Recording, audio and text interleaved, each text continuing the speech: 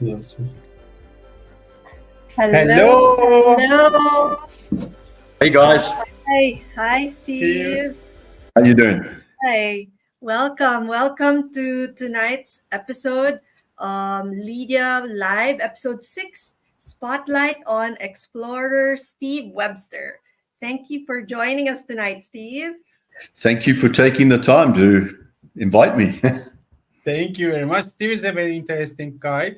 He went to up to 100 million pound annual revenue on his last company, but he doesn't want to be called as CEO. He wants to be called as author, and his major piece of art is, I think, law of creation, right, Steve? The law of creation, yeah. Yeah.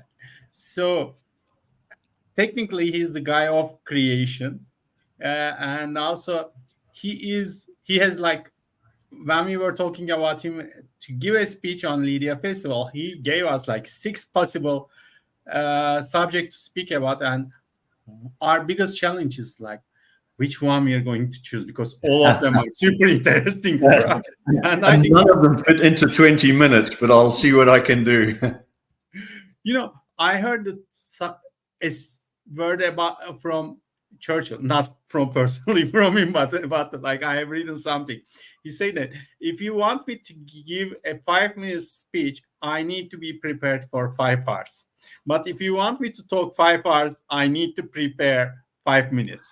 That's interesting. Yeah. Yeah, that's nice. Not similar, but it rings a bell. I don't know if you've ever seen the graph by Einstein. And he basically said, if I had 1 hour to save the world, and he splits up the circle with lines, he says 45 minutes is what I would need to do analysis. Then 10 minutes to look at all the alternatives, and then 5 minutes to implement the best alternative. And I guess you could use that in life somewhere, somehow. Yes. Einstein said that. That's the first time to hear that. That's nice. And there's one by Abraham Lincoln too. Yes, about the axe. Like, yes, if you want sharpening the axe. Yeah. Do you remember it? If you have like 1 hour to cut a tree, for 55 minutes, I will spend on sharpening the axe or something like that. Oh, very good. Yeah, same thing. Yeah. Right. So here we are tonight to get to know Steve a little more. Steve is one of our Leadia Festival guides for our Istanbul event coming in 20 days. And we would love to hear, Steve, maybe you can give us a brief bio. What's your story? Like, who is Steve Webster? I guess like everybody else, except my main thrust is wondering where I came from, why I'm here, and where the hell I'm going to. So yes, throughout my life, I've been a business person, mostly in IT, but that's not where I wanted to stay, as correctly said. It was a case of exploring who we are and where we came from. So I became a Freemason. I became a hypnotherapist. I did anything that I could follow to try and understand the secrets that were out there. And what I found was, more than anything, the secrets are all in your mind. Okay. But business-wise, I went through various stages of opening companies. It wasn't £100 million. It wasn't £100 million per year. It was $100 million. Okay, but 30%. Yeah, I wish. And whilst business was interesting and everybody is told to achieve, it didn't bring happiness. So I had to look at, well, what did bring happiness? And it was understanding more about myself, understanding more about other people. And there's a subject called ontology, which I'm sure you're familiar with. And that's just the study of who we are and where we came from and where we're going to. And that, to me, is the most important thing in the world. Here we get taught you need to succeed. You need to chase this. You need to earn money. Meanwhile, look how unhappy the world is. So I don't understand, and I don't agree with that sentiment. I believe that we should be looking more at people. I should be looking more inside ourselves. What makes us tick? What would make you happy? We're programmed. We're conditioned. Everybody tells you these are the rules, and this is what you must think, and this is how you must act. And it's all rubbish at the end of the day. But we do it because we've been programmed. We've had thousands of years of programming. Meanwhile, what I found is that we are absolutely unlimited. We are so unlimited, and that's what so many of the spiritual texts refer to is like the Bible, faith can move mountains. There is absolutely no doubt that if you completely believed in something, you could make it happen. That leads into the book I read, and stop me when you've had enough of me talking. Just go on. So the one book was called The Law of Creation, because I realized, hold on a moment, there's actually a physical way that manifestation works. And everybody claims that, but I put it down in the book, and I'll bring you a copy when I see you. And that would be great. Steve, you're talking rubbish. Or hang on, Steve, I can't fault this. And in my mind, I've actually checked it with physics, science professors, and they look at this and they say, look, don't quote me on this, but we cannot fault you, okay? Everything that you've put there works scientifically. So basically, in the law of creation is a blueprint for how to manifest scientifically. Aha. Okay. You mean, just a moment. That's my thing. In fact, like everything you're speaking are like my thing. One, Freemasons, I want to talk to you because according to me, Freemasons also a self-exploration subject and self-improvement subject. As like while you are servicing for the society, also you're trying to improve your personality in one way because of the philosophy of it. Second, hypnotherapy. I think on all festival, I'm going to just like stalking you and trying to learn more about it. IT, which is one of our businesses, and there are lots to talk about it. So many meeting points. But manifestation, okay, that's a big deal for me. For the last 1 year, I spent all my time trying to explore the real art and secret of manifestation. And I think I'm about to manage like 0.001% of that huge knowledge. There's a lot of rubbish out there. Obviously, there's a lot of woo-woo stuff, and you don't know what to believe. And you spend so much time, typically when you pick a YouTube video, you think, well, that's a 30-minute video. Do I really have time for that? And then you watch 5 minutes in and you realize, no, this is going in a direction that doesn't resonate with me. Okay. Mm-hmm. Although I'm very right-brained, I also want facts. I also want proof. It's no, and this is where I go wrong, because if you believe, you believe. All right. And there's a fantastic, is it Hebrews 1:11, I think, says that basically faith is believing in what you can't see. And that's exactly what it comes down to, is at some stage you need to make a leap of faith to say, this is what I know, this is what I've been programmed with, this is what I've been conditioned, but somewhere out there is something else. We all know, if you think about it, you are able to create life, right? You're able to have babies. What is the most powerful creation in the world, in the universe? It's the ability to create sentient life. You and I both do that. Therefore, what can be more powerful? Well, you could say, yeah, but hold on a moment. Who created us? That's probably the more powerful person. There's a very good argument to say that we are gods. All right. So we're a microcosm of the macrocosm. And when God made you in his image, it didn't mean God doesn't look like this. I'm sure he's a much better looking person. All right. But if you think about it, God can't be a sex either. God can't be a man, can't be female. But at the end of the day, to be made in his image, and I use his in the biblical term, it means that you were given their powers. You were given the powers of the God or gods. And I know that's blasphemous for a lot of people, but it's what I believe. And I'm not going to back down on that. But I think along those lines is the power for us to co-create. I mean, and that can be interpreted in many different ways. And I know it's being thrown around a lot these days, but at the end of the day, what is creating? And you said it so eloquently, and saying the ability to create a sentient being is the epitome of creation. And apart from that, to be able to exist in a community setting and create something that is alive together, I think that's a different kind of creation, collaborating with other people in the creative process. So that is something that for me is very interesting to explore, especially amongst creators. I mean, I think the three people talking right now, we're strong creators, and that's what makes us resonate so strongly with each other. We come from the world of ideas and we want to land it. I love it that, Steve, you said you're right brained, but your background actually is very left brained. You were in business, Yeah. IT, and you love science. So it's a good balance to be able to talk about things that are woo woo.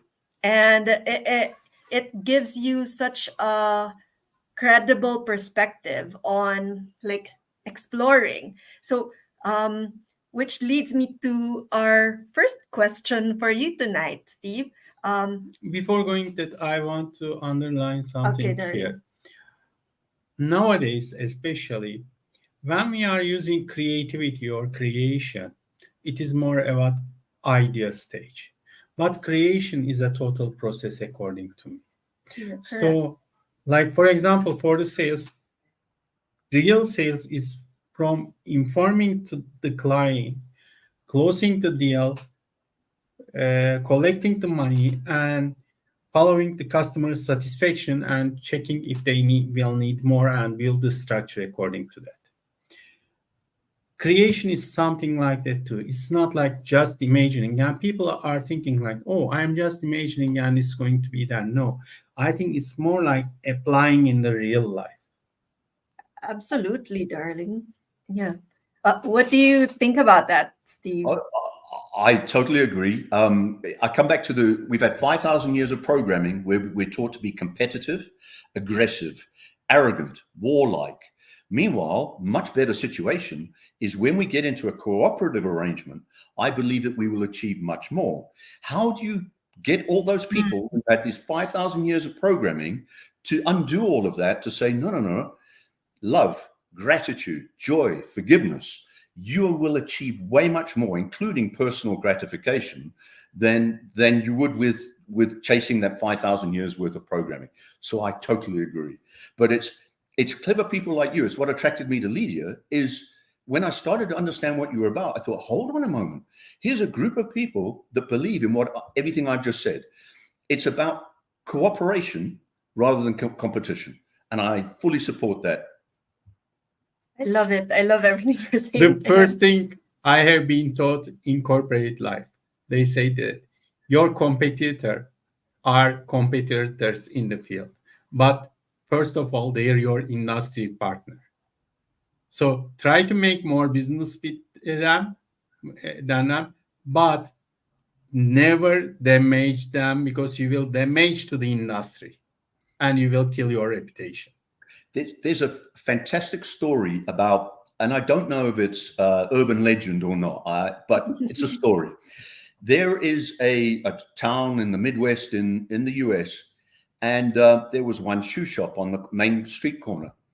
And this guy was really upset because opposite him, they opened up another shoe shop. And then another shoe shop opened up nearby. But what he noticed was his profits went up. And the shoe shop people got together and they said, what's going on? And they realized that people from miles around are going to come to that particular street corner because they have a choice of 3 shoe shops. And in which case they can go into this one, check the pricing, go into that one, check the quality, go into this one, check what's available. It's a one-stop shop. Where else are they going to go? So there's a great example of where cooperation is I the love answer. that. And that It's just the gave me collaboration. it gave me goosebumps hearing that. You know, up in the mountains when it was snowing, we had this time we stopped by a shop that was empty, right? And then the minute we parked our car in front of his shop, like 3 other cars started parking and going to that shop. So it was amazing to see it just. I mean, I was visualizing it when you were talking about that story. But I think the beauty, the lesson from there is that it comes from abundance, actually. Like that there's enough for everybody. And it applies also to customers. There's enough customers for everybody. So the more the merrier, literally. You just nailed it. You've nailed it. It's not about what you know. It's not about what you've been taught. It's not about being lucky in business. It's really about, who are you? Do you have integrity? Do you have trust? If you have both of those, you can form relationships. If you're forming relationships, somehow, if you're that kind of person as well, the world just falls in your favor. It's when you're trying to. There's an old story about when you're in school, the sandwich in class tastes much better. Why? Because it's taboo. It's not allowed. I knew a group of people who would willingly look for a scam rather than an honest job or earn an honest dollar. A dollar earned through a scam to them was worth much more. But what I've noticed is that any dollars that you get that don't come with integrity don't stay with you. That's just a personal thought. I can't prove that. I think the word for that is karma, right? I mean, that's what everyone just right. You get what you give. Yeah. In fact, like that's a very long story, but at the moment you are losing, as Steve said, your integrity. You're losing something more than that, which is your passion. And then you're not doing the things from your heart.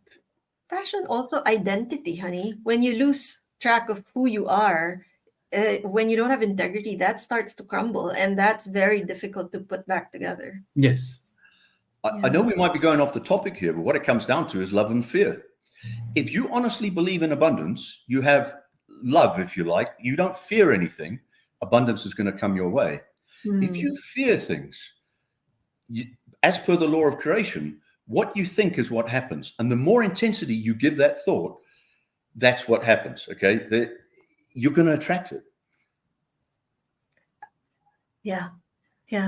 I mean, it's like attracts like. Whatever you put out there, you attract more of. There's another way of framing it. What you focus on expands. So if you focus on love, you get more love. If you focus on fear, it's what keeps coming to you. And I think that's one of the cornerstones of manifesting, right? It is, and it's the whole point of the law of creation, is that this is probably off topic and bring me back. But what I believe is this situation right now, everything's electromagnetic, as you know, from an atom to an electron. Yes. An electron is in a probability cloud, okay? So is a photon. So is so many other things. They follow probability waves. The point is that this particular situation right now has a certain electromagnetic frequency. Why? Because all probabilities exist. You've probably heard about the multiverse, and people think, oh, there must be multiple verses. There isn't. There's one. I call it the omniverse. It's the same blank canvas, but if you can imagine that every possible electromagnetic frequency is capable of being created, and it is, let's call it the Akashic records, it already exists. How you attract it, how you create it, is you tune in on that frequency. So when you're tuning into a bad event, you are vibrating at that level. And typically it's not a great level because it was a bad event. And that's how you can change yourself, is you can let go of any baggage. You can let go of all the bad stuff. You can let go of all the history. And you can say, hold on a moment, I can change my life. What is it I want to attract? And if Steve is correct in saying that all creation exists right now, and I only have to tune into it, how do I tune into it? And that's the secret of manifestation. And there are obviously millions of ways to do that. And most of them don't work, and perhaps some of them do. But that's everybody's job right now, is to find out what works. Exactly. In fact, like, there are so much things, I think, to discuss about it. And also, there are so many things about how we are processing the things. I have a story about building a hospital for leukemia kids in Turkey when I was 20 years old. And basically, like, when I was doing that at the start level, everybody was asking me, do you know how difficult to make it? And I was like, I have no idea how difficult it is. And everybody was like, you see? And I'm like, that's why I'm going to build it. Why? You know how difficult to build it is. And so you are just focusing on the difficulties.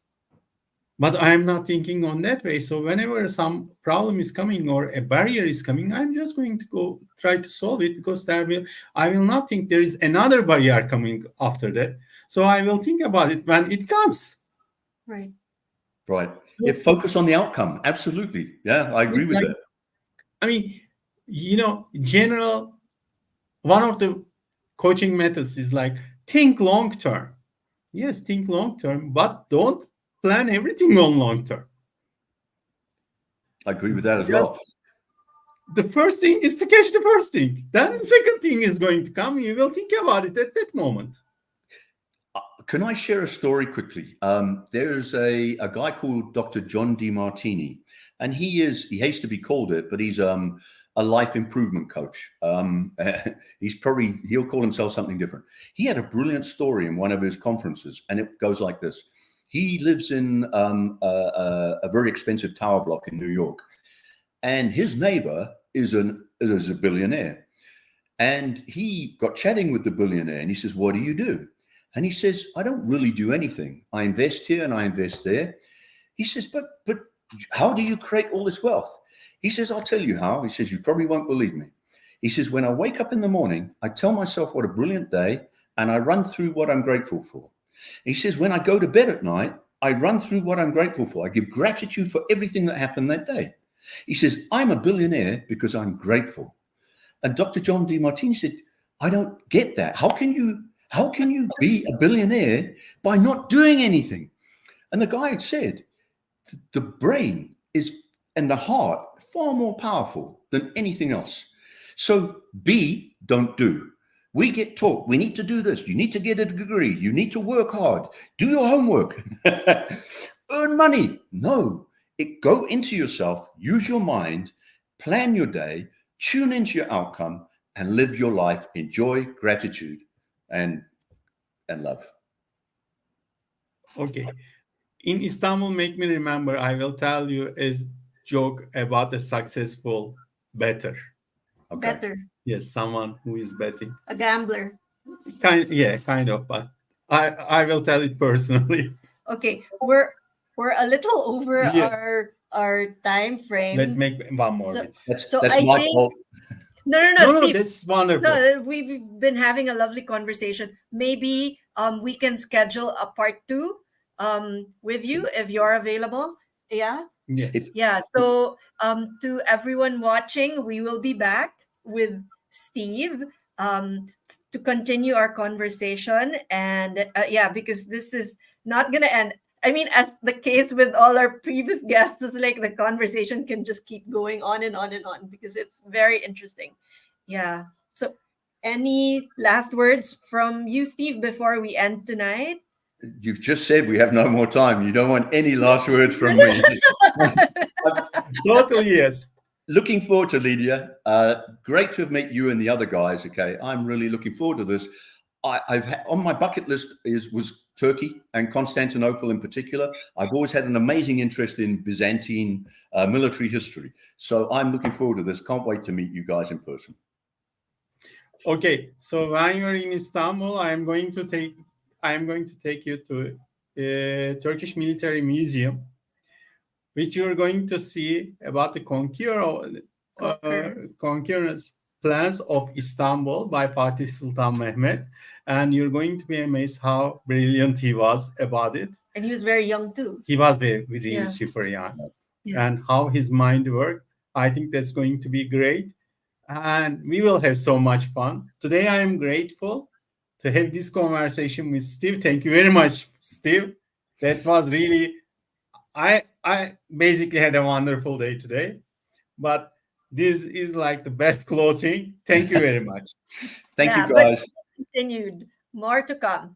Thank you, Steve. Bye-bye. Take care. Bye, and guys. Please tell our best regards to your lovely wife. Thanks a lot. See you. Bye. Bye-bye. Take care.